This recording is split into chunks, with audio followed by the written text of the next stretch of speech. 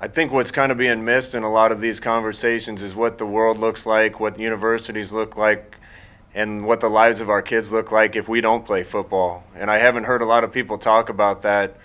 But what does the world look like without football? You know, a lot of people around the country are going to point to the fact that all these decisions are going to be financial.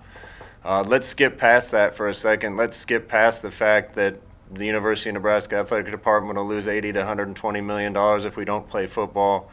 The city of Lincoln will lose upwards of $300 million if we don't play football, and the state of Nebraska will lose hundreds of millions of dollars if we don't play football. Let's skip past the fact that a lot of people are going to be laid off, furloughs, lose jobs, and their kids aren't going to be able to have the same things that they have right now while their mom and dad are working. Let's skip past the fact that a lot of schools are going to have to drop sports, and some sports may never exist again. Let's take the financial piece completely out of it.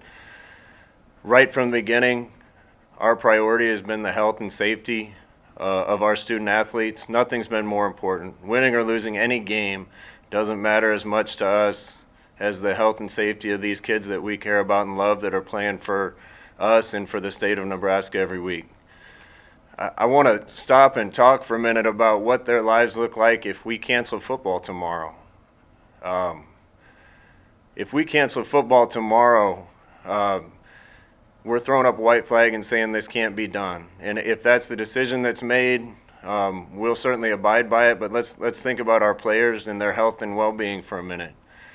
Do we keep them here? Do we send them home? Where do they go? What do they do? What do I do with them? The virus is going to be here whether we play football or not, and our kids are going to have an opportunity to contract the virus whether we're playing football or not. I don't have license to talk about the number of players we've had that have tested positive, but what I can tell you is we're very sure that the vast majority, if not all of them, contracted the coronavirus somewhere outside of our building and not in our workouts. I still haven't seen any evidence to say that a lot of these players are getting it in these type of activities.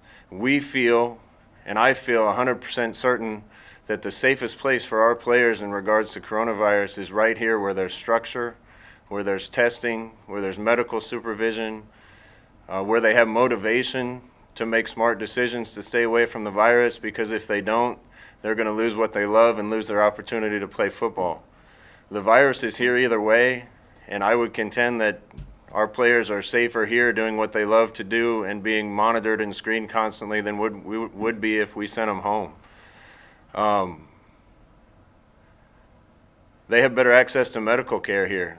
If we send them somewhere else, are they going to have doctors screening them for symptoms? Are they going to have people taking care of them? Are they going to have access to medical care if they do contract the virus?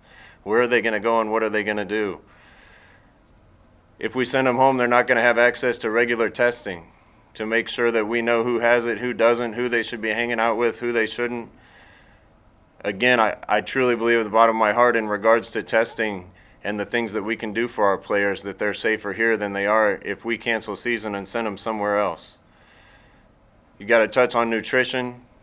If we're not in business here, our kids aren't going to be eating the same way. Nutrition leads to a lot of immune boosting and strengthening. I believe our kids are safer if they're getting sleep and routine, eating the right way, and doing the right things here.